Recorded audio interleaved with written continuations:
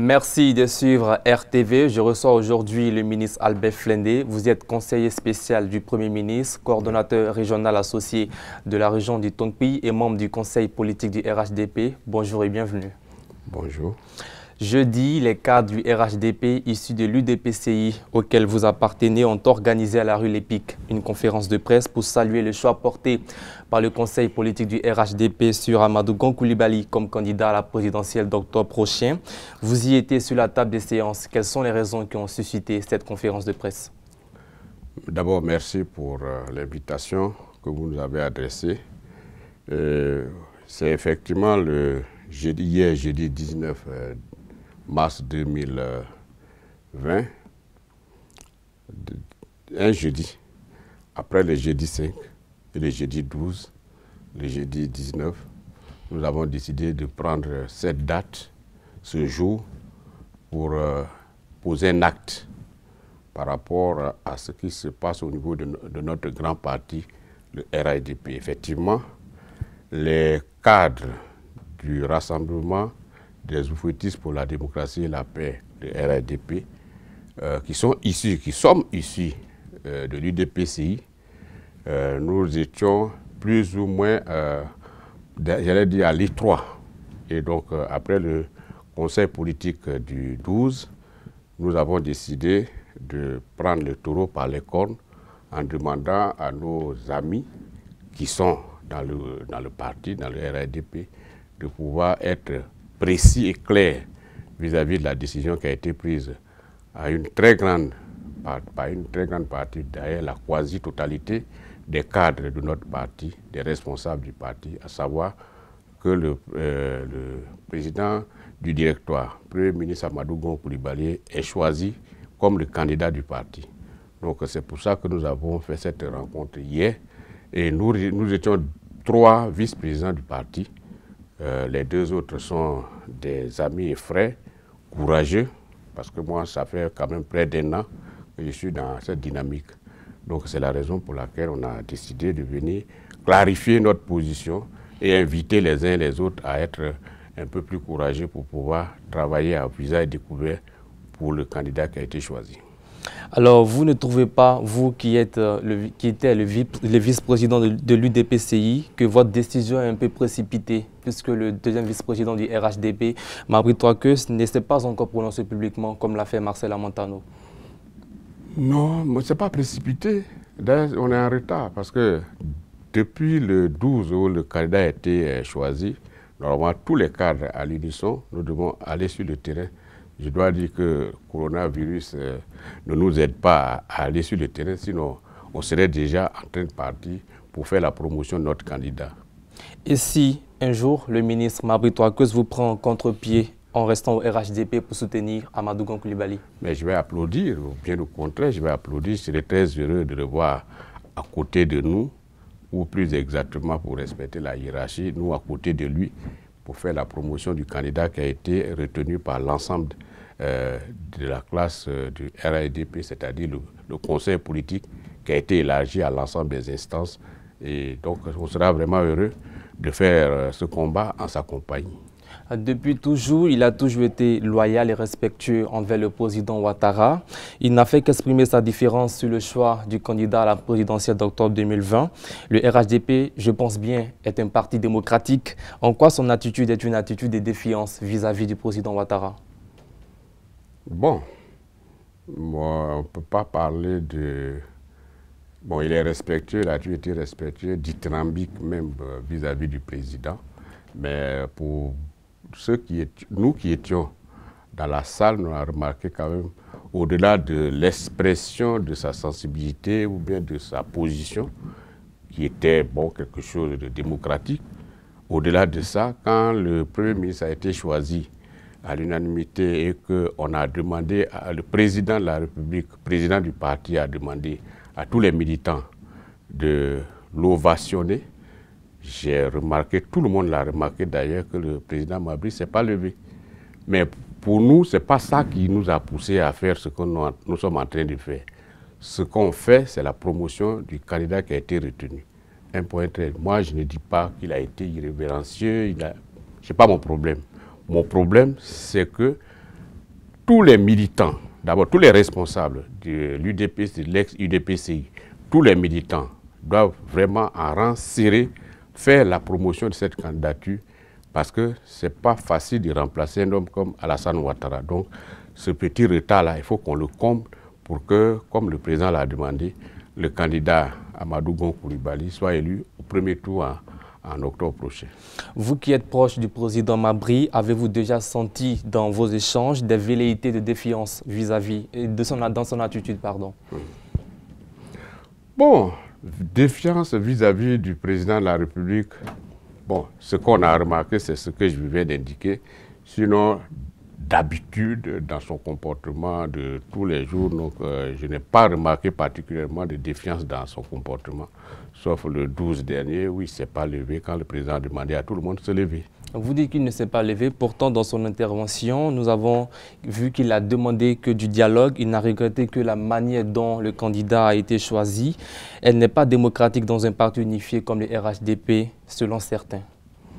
Oh, vous savez, la question de l'expression de la sensibilité des uns des autres, moi, je n'ai pas senti de difficulté à ce niveau.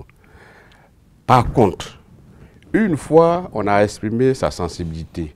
Une fois, on a fait ses observations. Et que sur 20, vous êtes seul à avoir fait ces observations, bon, la majorité ayant décidé, bon, on rentre dans les rangs. Et c'est ça aussi la discipline du parti. Mais pour moi, ce n'est pas ça qui est important. Ce qui est important, c'est qu'il est en train de faire maintenant, c'est où il va chuter. S'il chute dans le rang, pas de problème. S'il ne chute pas dans le rang, bon, nous, on avance au niveau des militants, au niveau de la région, et puis on va à l'essentiel. Et nous sommes sûrs qu'avec ce nombre que nous avons là, on va vraiment faire en sorte que le parti avance aussi bien au niveau du parti qu'au niveau de la région où il est coordonnateur. Si les rumeurs se confirmaient, vous prendriez sa place dans le dispositif du RHDP? Non, je ne vais pas prendre sa place. Je prendrai ma responsabilité, la mission qu'on va me confier. Je vais l'accomplir. S'il part, votre parti sera divisé? Non, mais vous savez, comme par hasard, l'UDPCI, nous sommes habitués à ça. Donc, non, le plus important, c'est de dire on va à l'essentiel. On a opté pour un parti. Le parti a décidé, on accompagne le candidat. Et puis, à côté du président, on va travailler véritablement pour qu'au premier tour, comme il a demandé, on élise le Premier ministre Amadou Gon Coulibaly. Et puis, on va aller pour les 5 ans. Il n'y a pas de problème.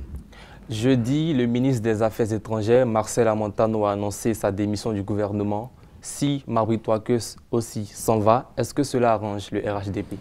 Mais non, mais l'UDPCI, l'ex-UDPCI, en tout cas, moi, je considère les militants, les responsables, les cadres de l'UDPCI ne sont pas sa propriété. Nous sommes tous des cadres. Nous avons tous pion sur rue. Donc, quand le président commence à aller dans un sens, il faut qu'on fasse tout pour qu'il revienne et puis qu'on continue le travail. C'est le sens de notre déclaration d'hier.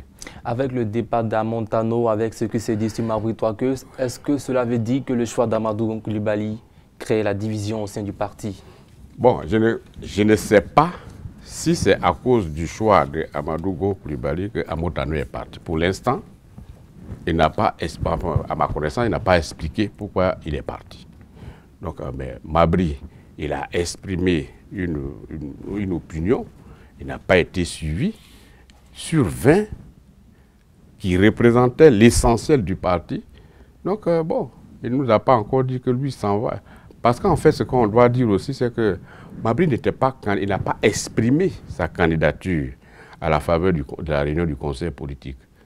Donc, à partir de ce, il a demandé simplement que la modalité, la manière de choisir aurait pu être autrement. Il n'a pas non plus dit qu'il n'est pas d'accord pour Amadou Gon Coulibaly? Il n'a pas encore dit, en tout cas à ma connaissance. Voilà, c'est ça. Ça, c'est important de relever. Est-ce que ce qui se passe au sein du RHDP n'est pas la preuve que les partis qui ont formé le parti unifié ont quelque part du mal à se fondre à une seule et même entité? Vous savez, ça, on a remarqué à la faveur des débats, des travaux préparatoires et puis du congrès de 2019 de janvier. Le débat, je comprends aujourd'hui que c'était prémédité. Ceux qui défendaient la permanence des partis, sont ceux-là même qui sont aujourd'hui en train de dire que bon, les choses ne se passent pas bien. En fait, on est dans un parti qui est formé de façon particulière de partis politiques. Et donc, je remarque d'ailleurs que la plupart des partis ne fonctionnent pas comme partis, puisqu'on est tous fondus dans le RHDP, quelques-uns, bon, comme notre parti, en tout cas, certains, le président en tête des responsables de notre parti, continuent de fonctionner en tant que parti. C'est incompatible en réalité. Mais pourtant, lors du congrès de l'UDPCI, vous-même vous aviez dit que le fait de revenir au RHDP n'est pas la disparition de votre parti. En fait, ce n'est pas comme ça que ça s'est dit. Et c'est le président du comité scientifique du congrès de mai 2018 qui vous parle. Le contexte dans lequel les congrès extraordinaires ont été organisés en 2018 est le suivant. On a dit on va aller au parti unifié après avoir observé une période transitoire. Et cette période transitoire était de 12 à 18 mois. Ça, c'est le consensus qui a été trouvé entre les présidents de parti, notamment entre le président Alassane Ouattara et le président Henri Konan Bédié. À partir de ce moment-là, il fallait qu'on attende la fin de cette période transitoire pour pouvoir apprécier. C'était ce que le Congrès a dit. Bon, malheureusement ou heureusement, la période transitoire a été réduite de 12 à 18 à 3-6 mois. Et les 6 mois se terminaient en décembre. Donc nous, on n'a pas pu organiser le Congrès comme on le souhaitait. Peut-être avons été pris de court.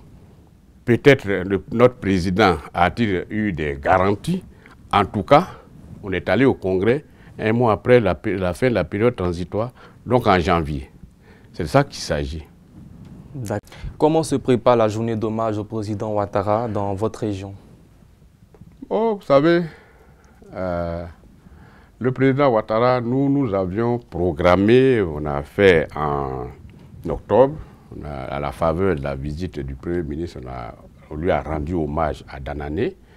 Et nous sommes maintenant dans la période de préparatif, de suivi du processus électoral avec l'identification, les questions de carte d'identité. Une fois ces problèmes seront résolus de concert avec les autres cas de la région, on va mettre ça à l'ordre du jour parce que nous avons une région, mais on a 5 départements. Nous avons des activités projetées pour pouvoir rendre hommage au président, mais aussi et surtout exprimer notre soutien fort à celui qui a été désigné par le parti et validé par le président du parti, le président de la République, Amadou Gon Coulibaly, à qui on doit aussi exprimer notre soutien pour que toute la région l'accompagne. Et si M. Mabry ne quittait pas le RHDP, on imagine l'ambiance? Non, vous savez, moi, on va gérer ça. S'il ne quitte pas, il vient, il n'y a pas de problème. Si ça va aussi, il n'y a pas de problème. L'actualité, c'est aussi la pandémie du coronavirus. Déjà 9 cas ont été enregistrés en Côte d'Ivoire. En moins de 2 semaines, la Côte d'Ivoire gère-t-elle bien cette pandémie? Vous savez, c'est un dossier qui est un peu difficile enfin, à gérer parce que ça a surpris tout le monde. Les pays qui ont plus ou moins été confrontés à ça, vous savez, la France a plus de 200 cas. Bon, la grande France est en train de gérer ça à sa manière. Nous aussi, vous avez dit 9 cas, c'est beaucoup. C'est vrai, c'est beaucoup. Mais bon, je pense que le gouvernement fait ce qu'il faut sous l'égide du président de la République pour pouvoir juguler ce fléau-là. C'est difficile, parce que tout ce qui se fait là, on n'était pas particulièrement prêt. Je pense que le gouvernement gère bien ce dossier. Pourtant, l'opinion, dans sa grande majorité, pense le contraire. Oui, mais l'opinion, c'est l'opinion. Moi, je vais parler de l'opinion, peut-être la grande minorité. C'est la grande majorité qui pense le contraire. Bon, vous savez... Parce qu'en moins de 2 semaines, d'un cas, nous passons à 9. Mais ce n'est pas le gouvernement qui a créé les cas. C'est-à-dire, c'est la question de la gestion de ce... C'est le gouvernement, c'est le ministre de la Santé, c'est le gouvernement du Premier ministre Amadou Gon Coulibaly, sous l'inspiration du président de la République. Moi, je pense que c'est le début, parce que les gens sont désarmés parce que c'est un fléau mondial, hein, ne l'oubliez pas. Je ne sais pas en Afrique quel pays vous pouvez considérer qui gère mieux que ce que nous sommes en train, que le gouvernement a. Il y a certains pays d'Afrique où il n'y a pas de cas. Oui, mais attendez, je vous dis, les cas, on constate. On constate. Un pays qui ne fait pas l'identification des malades, vous ne pouvez pas dire que c'est parce qu'ils ne font pas l'identification, pas de cas. Si tu identifies, si tu fais de façon exhaustive, forcément tu vas découvrir les cas. Ce qu'on doit demander effectivement au gouvernement, c'est de renforcer le contrôle au niveau des frontières. Ce sont des décisions qui ont été prises et que ces décisions-là soient appliquées effectivement par les agents qui sont sur le terrain. C'est ce qu'on peut demander. Je pense que le gouvernement fait cet effort-là pour pouvoir y arriver. Merci, Monsieur le ministre. C'est ici que prend fin ce numéro de notre invité avec Dr Albert Flindé. Je rappelle que vous êtes conseiller spécial du Premier ministre, coordonnateur régional associé de la région du Tongpi et membre du conseil politique du RHDP.